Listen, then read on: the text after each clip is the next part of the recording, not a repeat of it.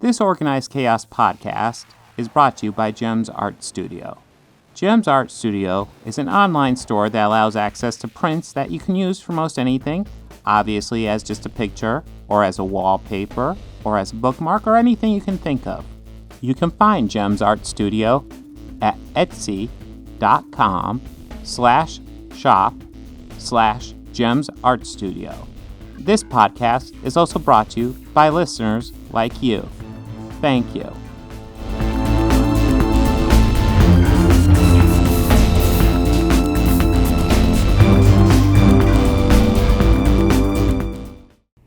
So what we're going to do is I'll go ahead and kick it over, Bobby Quarters. I'm going to kick it over to Bobby here and have him just introduce himself.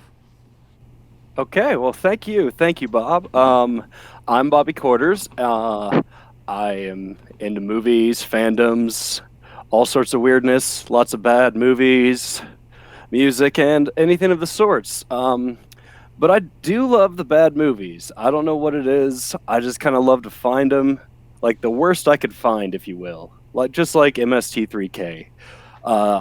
First grew up watching the show every Saturday when it was on Sci-Fi Channel and Comedy Central all the time. And just kind of loving it. And one day I kind of thought, what if I found these movies just on their own and watched them on their own? I've found a good chunk of them, but sometimes I'll find them where it's not exactly how I remember. And that's just because of, licensing and distribution and all that. But there's one for me that takes the cake. Bob, what would you say your favorite Mystery Science Theater 3000 episode is? Space Mutiny.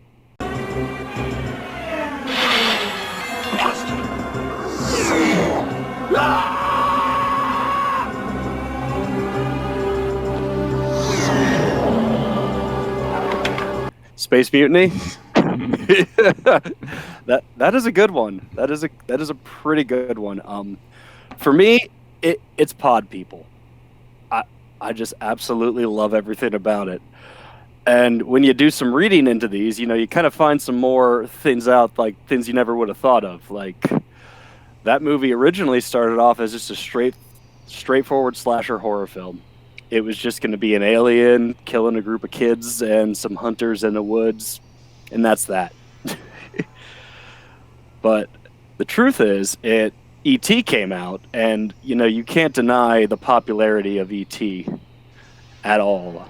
That is probably the most popular film that has ever been made, wouldn't you say? It's up there. I mean, I grew up on it, so yeah. I growing up, I grew up on it as well. I believe my dad still has a vinyl copy of the soundtrack. Oh my God. And it has a picture of E.T. on it. But let me tell you a little bit about this movie. Let me just tell you what happens in it, rather.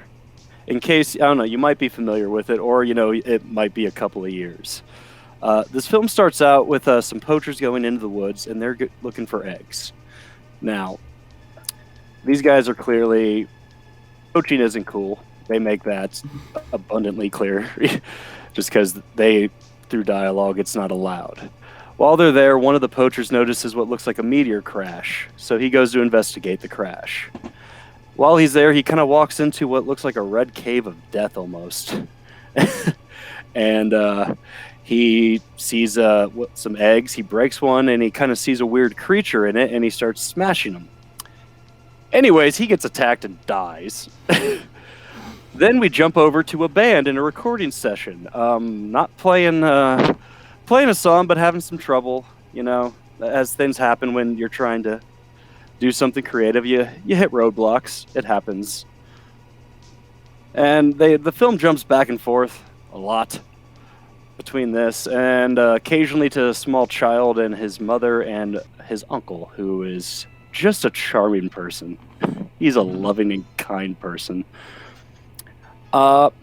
Eventually, like all good movies, these stories will all intersect. The poachers will encounter the kids, try and kidnap one of the girls. She'll have a terrible fall, and the kids go find the family, ask them for help, and then another alien shows up and starts killing.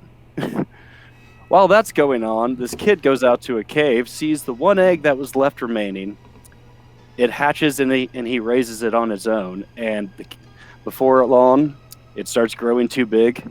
The child names him Trumpy. No politics. Politics at all. No. Only in the episode is when they referred saying that he was named after Donald Trump. I don't know why. It could be because of the peanut scene. I don't know. That could be for any other thing. There has been some great stuff that has been created of that in the past 4 years, though. Putting a little blonde wig on that alien.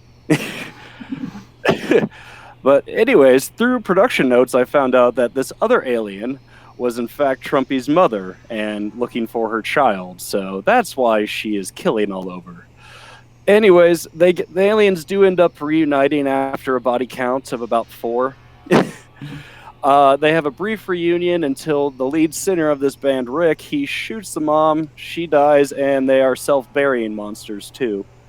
That's kind of a nicer point. But yeah. Do you not remember the self-burying monster part? It's been a while. It self-buries. It's kind of convenient. Yeah.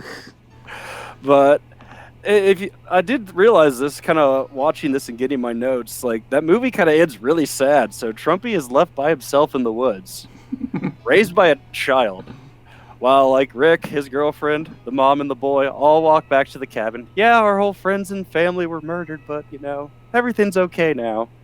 Oh, and that's pretty much how that. Yeah. So why is it that a movie that I really horribly described sounds? Why could that be so great? Is it their commentary that they add to it? Yes. I can't even make it through Manos without the commentary. No, Manos is rough with the commentary, honestly. The Batwomen, or Attack of the Batwoman, or the Fearless Batwoman, something like that. That one is rough with their commentary, because that movie is just woof. But some reason about this one. I mean, I've probably seen the episode enough to where I could quote all the riffs while the movie is actually happening, and I have. But what's really fascinating, like I had mentioned earlier about distribution, sometimes with distribution, titles change and all that. This had at least 3 different titles that I could see of. The first being E.T. Extraterrestrial Visitors, Pod People, and the Change Earth, or I can't remember what it was, but it was something really odd that I was like, that's the first time I'm reading that. But the version that came out that was distributed through the U.S. company Film Ventures International, they also spliced together I'm sorry, what is it? Let me double check. Yes, superimposed and blurred images from the movie The Galaxy Invader at the opening credits and ending credits of that version of it. But the version that I had gotten my notes from was from one of the original releases that did not have that footage from the other films. But I've seen that in a lot of B and bad movie roles over time. But, why would I say that I'm going to die on this hill saying that this is the greatest Mystery Science Theater episode of all time? I'd say probably quotability, first off. And it did spawn one of the biggest catchphrases that is kind of like a calling card between Mystery Science Theaters that just simply means, it stinks.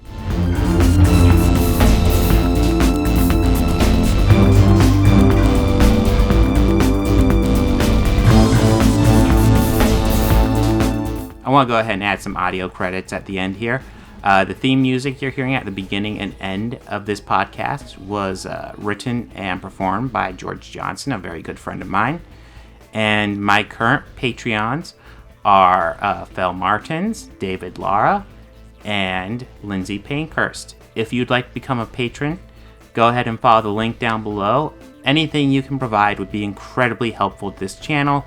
We're barely limping by right now. I'd love to make this my full-time job. I'm miles away from that right now. So any help you could provide, just $1 a month would be amazing. You know you want to. All your friends are doing it.